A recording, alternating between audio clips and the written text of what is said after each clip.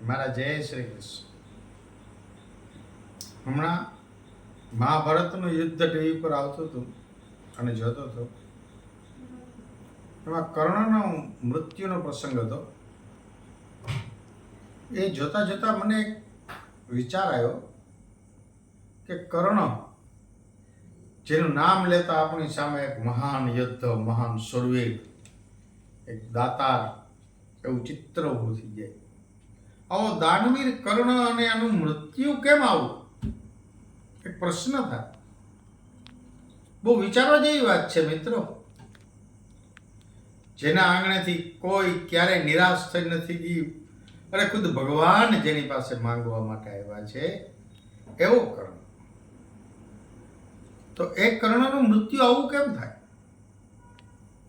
પણ હકીકતમાં વિચારીએ ને તો એ કર્ણ એટલે ભલે મહાવીર હતો, દાનેશ્વરી કર્ણ હતો, પરંતુ એને સ્ત્રીની અમાન્યા નથી જાળવી.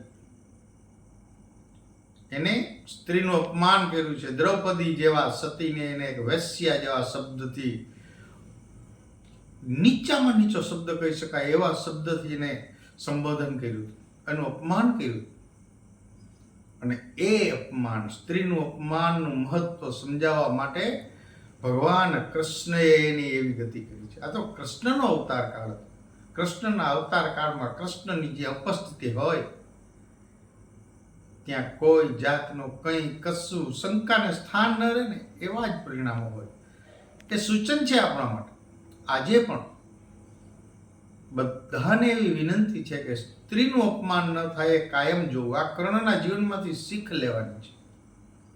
એટલે જ કહ્યું છે ને, નારી કો ન નિંદિએ નારી રત્ન કી ખાણ, નારી સે નર નીપજે ધ્રુવ પ્રહલાદ સમાન.